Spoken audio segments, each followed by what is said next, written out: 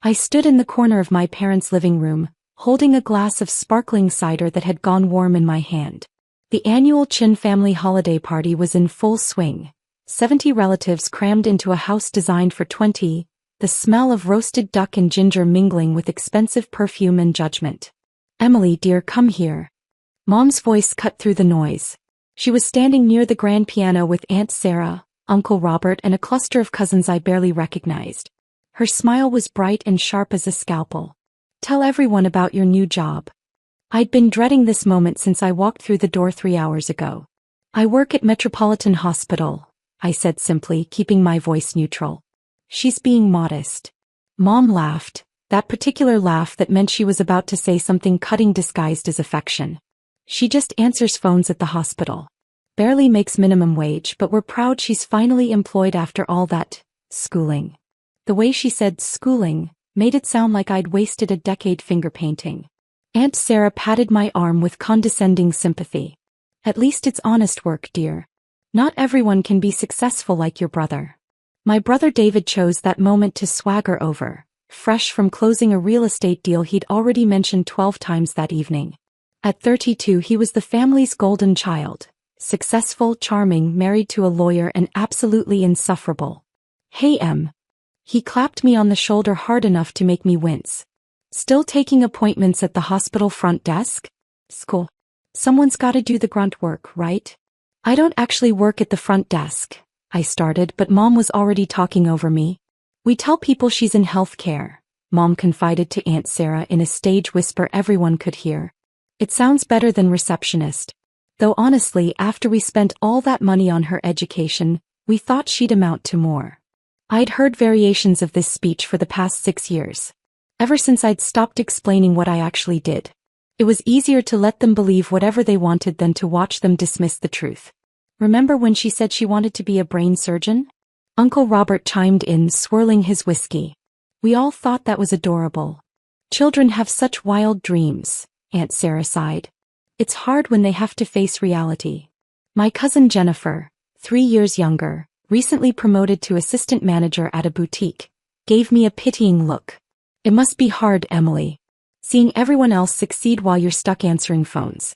But hey, at least you have a job, right?" I took a sip of warm cider and said nothing. This was the Chen family dynamic I'd grown up with. Mom and Dad had immigrated from Taiwan with nothing, built a successful import business through brutal work and sacrifice, and expected their children to be doctors, lawyers, or executives. David had obliged by becoming a real estate mogul. I had disappointed them, or so they thought. "How much do hospital receptionists make anyway?" my cousin Marcus asked, genuinely curious. He was a software engineer at a startup. "Like 30,000 a year? If she's lucky," David said, laughing. "Most of those positions are minimum wage. No benefits, no advancement. Dead-end stuff." "We offered to get her a position at our company," Dad interjected, joining the circle with his usual air of disapproval. "Front office work. Better pay. But she insisted on this hospital thing." "I like healthcare," I said quietly. "Answering phones isn't healthcare, sweetie," Mom corrected. "That's administrative work. There's a difference." The pager in my purse vibrated. I ignored it.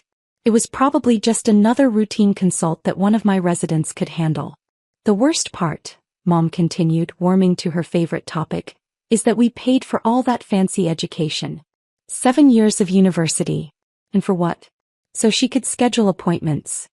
8 years, I corrected automatically. "And a fellowship." Mom waved her hand dismissively. Whatever it was expensive and apparently useless. "Maybe she wasn't smart enough for real medical work," Jennifer suggested, trying to sound sympathetic and failing. "Not everyone has the aptitude. At least she found something she can handle." My pager vibrated again. More insistent this time. "I mean, we love you, Em," David said in that way that meant the opposite was coming next. "But you gotta admit, working a desk job at 31 is kind of embarrassing. Most people have careers by now." "She's always been the practical one," Aunt Sarah said. "Not brilliant like David, but steady. That's important too." The pager wouldn't stop vibrating. I pulled it out discreetly and glanced at the screen. Code black. Presidential trauma. Chief of Neurosurgery required immediately. cerebral aneurysm rupture. No other surgeons qualified. My blood went cold. Code Black was reserved for national security level medical emergencies. Precedential meant exactly what it sounded like. And cerebral aneurysm rupture meant someone very important was dying, and I had approximately 20 minutes to get to the hospital before brain damage became irreversible. Emily, are you even listening? Mom's voice was sharp with irritation. We're talking about your future. The least you could do is pay attention. I need to make a call, I said, already pulling out my phone. See? This is exactly what we mean, David said to the group. No focus. No ambition. Just coasting through life taking phone calls. I stepped away from the circle and dialed the direct line to the OR. Chen, I said the moment someone picked up. Status update. Now. Chief. The voice was Dr. Patel, one of my senior residents. He sounded terrified. We have POTUS's chief of staff incoming with a ruptured cerebral aneurysm. Happened at the state dinner downtown. Secret Service is bringing him in now. 7 minutes. Dr. Morrison tried to scrub in, but he's not cleared for this level of. I'm 20 minutes out, I interrupted, my mind already running through the procedure. Cerebral aneurysm rupture. High-profile patient. Massive political pressure. This was a surgery only 3 people in the country were qualified to perform, and I was the only one in this city. Prep or 1. Get neurology standing by. I want a full CT scan the second he arrives. Have anesthesia ready for immediate intubation. And get Dr. Martinez, she's cleared for presidential-level procedures. Chief. The Secret Service is asking for you specifically. Tell them I'm en route. And Patel? Nobody touches him until I get there. Nobody. I ended the call and turned back to my family. They were all staring at me with varying degrees of confusion. What was that about? Mom asked suspiciously. I have to go to the hospital, I said, already calculating drive time. 15 minutes if traffic was clear. 17 if I hit lights. Too long either way. See? This is what I mean, Mom said to Aunt Sarah. They call her in for overtime on Christmas Eve because she's just a receptionist. They don't respect her time. That's terrible, Jennifer agreed. You should stand up for yourself, Emily. Someone probably called in sick and they need her to cover the phones, David suggested. Typical entry-level stuff. My phone rang. The caller ID showed Metropolitan Hospital, Executive Director. I answered. Dr. Chen. Emily, thank God. Director Harrison's voice was tight with stress. I know you're at a family event, but we have a situation. I'm sure your team briefed you. Ruptured cerebral aneurysm, Chief of Staff, presidential-level emergency. I rattled off. I'm leaving now. Have my team prep exactly as I ordered. I'll need the security protocols activated and the OR completely secured. The Secret Service is already here. They're asking for credentials verification. Tell them to check the National Security Clearance database. I'm cleared for Level 5 presidential medical procedures. And Harrison?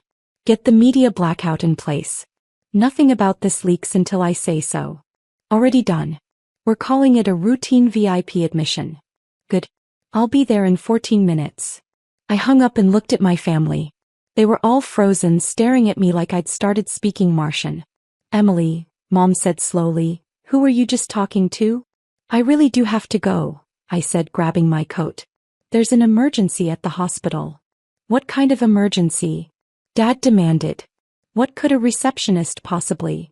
My phone rang again. This time it was a number I recognized from the East Wing. I answered. Dr. Chen speaking. Chief Chen, this is Special Agent Morrison with the Secret Service.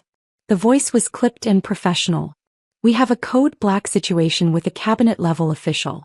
We need confirmation that you're en route and will be performing the procedure. Confirmed. I'm leaving my current location now. ETA Metropolitan Hospital is 13 minutes. The patient is not to be moved before I arrive, and I want a full security sweep of or one completed before I scrub in. Understood, Chief. We'll have an escort waiting at the hospital entrance. Your security clearance has been verified. Thank you, Agent Morrison. I ended the call and found my entire family staring at me in complete silence. Even David's mouth was hanging slightly open. Emily, Aunt Sarah said carefully, why did that person call you Chief? I have to go, I repeated, pulling on my coat. Someone's life depends on it. Wait. Mom's voice had lost its condescending edge. What do you actually do at that hospital? I paused at the door, considering my answer. For 6 years I'd let them believe whatever they wanted. I'd stopped correcting them when they called me a receptionist. I'd stopped explaining my research, my surgeries, my position. It had seemed easier than watching them dismiss everything I'd accomplished. But right now someone was dying. And I didn't have time for this conversation. Exactly what you think, I said. I work at the hospital. But that person called you chief, Jennifer said, confused. Chief of what? My pager went off again. Patient arriving. 2 minutes. CT scan shows massive hemorrhage. Critical status. I really have to go, I said and walked out the door. Behind me I heard David say, that was weird, right? Why would the Secret Service call a receptionist? I was already running to my car. The drive to Metropolitan Hospital took 11 minutes. I broke several traffic laws getting there, but the Secret Service had cleared the route and I had emergency authorization. My phone rang 3 more times during the drive. Dr. Martinez confirming she was scrubbed and ready, Director Harrison updating me on the patient's deteriorating condition, and my department administrator asking if I needed anything. I pulled into the executive parking area where a Secret Service agent was waiting. He verified my identity, checked my credentials against a tablet, and escorted me through a side entrance that bypassed the main hospital entirely. The secure elevator took us directly to the surgical floor. The patient is critical, Dr. Chen, Agent Morrison said as we walked rapidly through the corridors. We understand you're the only surgeon in the region with the clearance and expertise to perform this procedure. I'm aware, I said, my mind already in surgery mode. Everything else, my family, their comments, their assumptions, had vanished the moment I got in the car. Right now there was only the procedure, the patient, and the clock ticking down. We reached the surgical prep area. Dr. Martinez was already there, gowned and gloved. Chief, she said, relief flooding her face. Patient is in CT now. Scan shows a ruptured anterior communicating artery aneurysm with significant subarachnoid hemorrhage. Blood pressure is dropping. We've got him intubated and sedated, but he's circling. Time since rupture? Approximately 37 minutes. I cursed silently. That was pushing the edge of the window. Every minute that passed meant more brain damage, more risk of catastrophic stroke. Prep him for immediate craniotomy, I ordered, scrubbing in. I want propofol for anesthesia maintenance and get the neurophysiology monitoring set up. If there's any change in brain activity during the procedure, I need to know immediately. Yes, Chief. The scrub nurse helped me into my surgical gown while I continued rattling off instructions.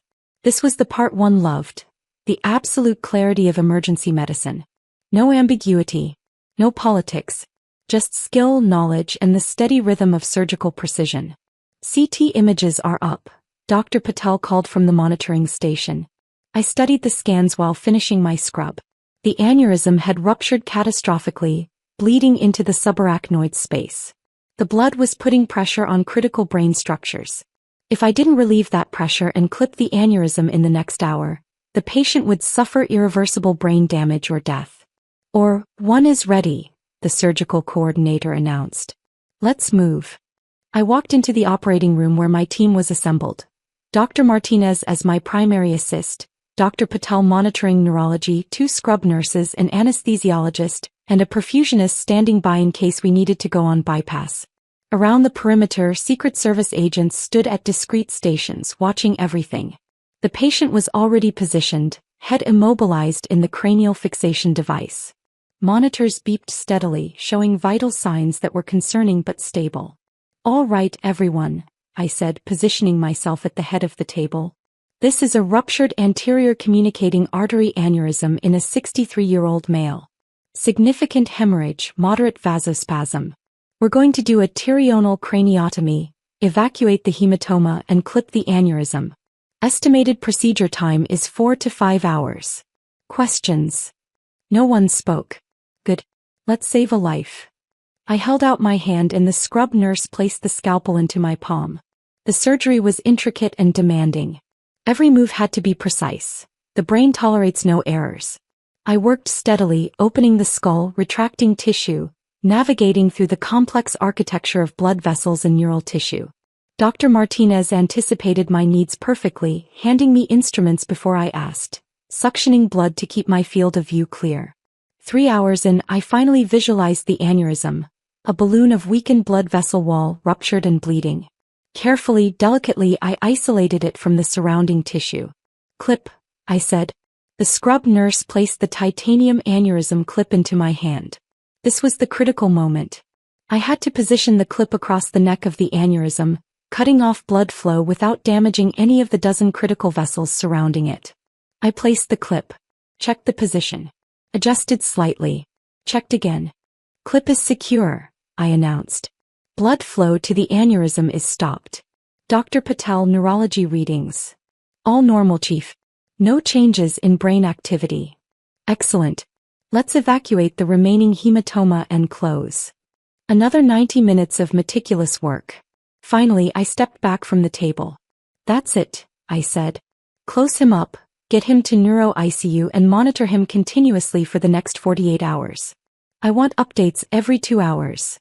"Yes, Chief," Dr. Martinez said. "Brilliant work as always." I stripped off my gloves and gown, suddenly aware of how exhausted I was. 5.5 hours of surgery, the emotional toll of the emergency, and before that 3 hours of my family's condescension. I stepped out of the OR and found Director Harrison waiting with a man in an expensive suit who could only be a high-ranking government official. "Dr. Chen," Harrison said, "this is Deputy Chief of Staff Richardson." "Mr. Richardson," I said, shaking his hand. "Your colleague came through surgery successfully. We'll know more in the next 48 hours, but I'm cautiously optimistic." "Dr. Chen, the President wanted me to thank you personally," Richardson said. "We understand you left a family event to perform this surgery. Your skill and dedication are appreciated at the highest levels." "Just doing my job, sir. The nation is fortunate to have surgeons of your caliber," he continued. "Your record speaks for itself. Chief of Neurosurgery at 31, youngest in the hospital's history. Over 300 successful brain surgeries. Published research in 7 major medical journals. The President specifically requested you when we learned about the aneurysm rupture." I nodded tiredly. "I appreciate that. Now if you'll excuse me, I need to check on my patient." It was nearly 3 in the morning when I finally left the hospital. The Chief of Staff was stable, showing positive neurological signs. Barring complications, he would make a full recovery. I drove back to my apartment, too exhausted to feel anything except the bone-deep weariness that comes after high-stakes surgery. My phone had been buzzing intermittently all night, texts and calls from my family that I'd ignored. I was about to silence it completely when I saw the number. Dad's cell phone. And then Mom's. And then David's. And then Aunt Sarah's. 43 missed calls. 67 text messages. Curious despite myself, I opened the messages. Emily, call me immediately. Why is the news saying Dr. Emily Chen, Chief of Neurosurgery, saved a government official? That can't be you. David, what the hell? Your name is all over the news. Jennifer, OMG, Emily, is that really you? CNN is calling you one of the country's top brain surgeons. Aunt Sarah. Emily, dear, I think there's been a mistake. The news is saying you're a doctor? Dad, Emily. Call your mother. No. I scrolled through the messages with a growing sense of unreality. Turned on my TV. And there it was. My face on CNN, a photograph from last year's American College of Surgeons conference. Dr. Emily Chen, Chief of Neurosurgery at Metropolitan Hospital, successfully performed emergency surgery on a senior government official tonight. Dr. Chen, only 31 years old, is considered one of the nation's leading neurosurgeons, specializing in cerebrovascular procedures. She completed her medical degree at Johns Hopkins, her residency at Massachusetts General Hospital, and a fellowship in neurosurgery at Stanford Medical Center. I turned off the TV. My phone rang. I answered. Emily. Her voice was strange, shaky, confused, nothing like her usual confidence. Emily, the news is saying you're a brain surgeon. That you're the chief of surgery at the hospital. Neurosurgery, I corrected. And yes, I am. Silence. But you said you worked at the hospital. I do work at the hospital. You let us think you were a receptionist. No, I said quietly. You told everyone I was a receptionist. I just stopped correcting you. Why would you, Emily? This doesn't make sense. If you're a surgeon, if you're the chief of surgery, neurosurgery, why wouldn't you tell us? I sat down on my couch, staring at the dark window. Do you remember 6 years ago? When I told you I'd been appointed chief of neurosurgery? Silence on the other end. I was 25. The youngest department chief in the hospital's history. I just published research that revolutionized how we treat aneurysms. I was so proud. So excited to tell you. I don't remember. You said it was a fancy title for a regular doctor. That David's real estate deal that week was more impressive. That I should focus on finding a husband instead of chasing career advancement. I heard her sharp intake of breath. After that, I stopped trying to explain. I continued. Every time I mentioned a surgery, you changed the subject. Every time I talked about my research, you made a comment about how I was wasting my time. So eventually I just let you believe whatever you wanted. It was easier. Emily, we didn't mean. You asked how much hospital receptionists make, I said. I make $470,000 a year plus research stipends. I own a condo downtown. I paid off my medical school loans 3 years ago. I have a successful career. I save lives. And none of that mattered to you because it didn't fit the narrative you'd already decided about me. We're your family, Mom said, and now her voice was definitely shaking. We love you. We just didn't understand. You didn't want to understand, I corrected gently. You wanted me to be disappointed and struggling so David could be the successful one. You needed me to be the family failure. That's not, Emily, that's not fair. Maybe not, I agreed. But it's true. And I'm too tired to argue about it right now. I just spent 5.5 hours performing brain surgery on a man who would have died without my expertise. I'm going to sleep. We can talk about this later. Emily, wait. I hung up. My phone immediately started ringing again. I turned it off. The next morning, I woke to find my apartment building surrounded by news vans. Apparently, saving the chief of staff's life during a Christmas Eve emergency had made me a minor celebrity. I ignored all interview requests, made coffee, and prepared to go back to the hospital to check on my patient. My building's doorman buzzed up. Dr. Chen, you have visitors in the lobby. Tell the press I'm not giving interviews. It's not the press, ma'am. Well, it's quite a lot of people. They say they're your family. I closed my eyes. Of course they were. Send them up. 5 minutes later, my entire family crowded into my living room. Mom, Dad, David and his wife Jennifer, Marcus, Aunt Sarah, Uncle Robert, and at least a dozen cousins I'd barely spoken to in years. They stood awkwardly in my entryway, taking in my condo. The modern furniture, the original artwork, the wall of medical textbooks and journals, the framed commendations from the American College of Surgeons, Johns Hopkins and Massachusetts General. Emily, Mom started. Before anyone says anything, I interrupted, I want to make something clear. I didn't tell you about my career because you made it obvious you didn't want to hear about it. Every time I tried, you dismissed it. So I stopped trying. We didn't know, Jennifer said weakly. You didn't ask, I countered. For 6 years, none of you asked what I actually did at the hospital. You just assumed. David ran a hand through his hair. I'm sorry. I'm really sorry. The things I said last night were unkind but honest, I finished. You all believed I was a failure because it was easier than recognizing my success. We're proud of you, Dad said gruffly. Are you? I asked.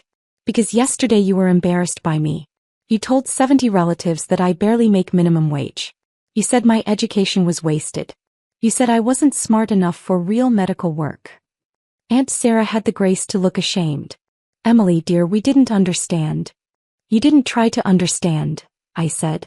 And that's the problem. Mom stepped forward. Emily, you're right. We're sorry. We should have listened to you. We should have asked. We should have. She paused and I saw tears in her eyes. We should have been better parents.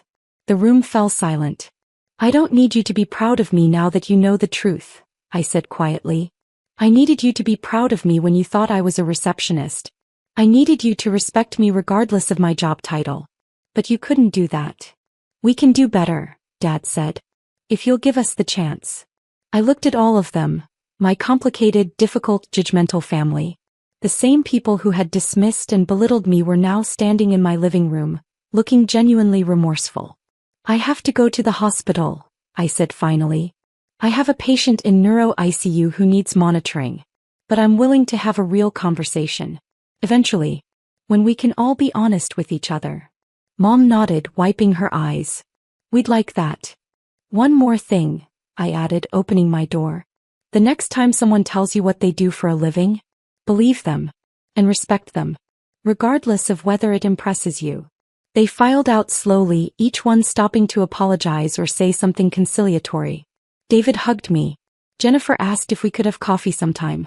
Aunt Sarah promised to do better. When they were gone, I sat on my couch and felt the weight of 6 years of silence lift slightly from my shoulders. My phone buzzed, back on now, flooded with messages. But one stood out. "Dr. Martinez. Martinez. Chief, patient is awake and responding well. Full neurological function intact. You did it." I smiled and texted back, "We did it. Team effort."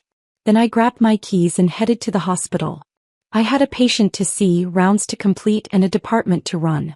Being chief of neurosurgery didn't stop for family drama or media attention. But maybe, just maybe, the next family gathering would be different.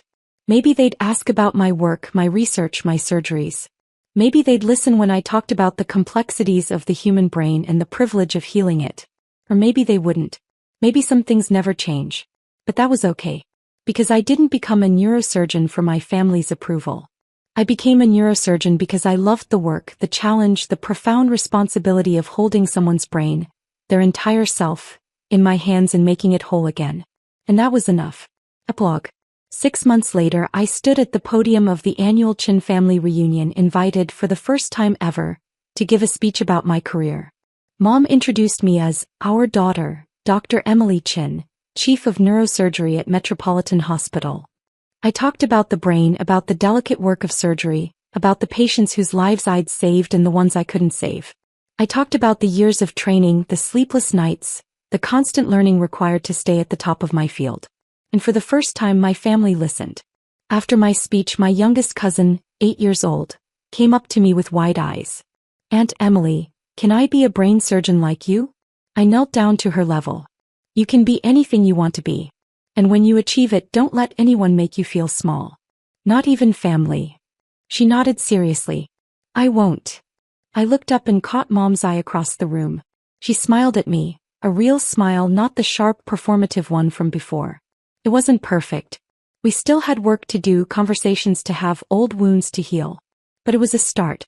And sometimes a start is enough.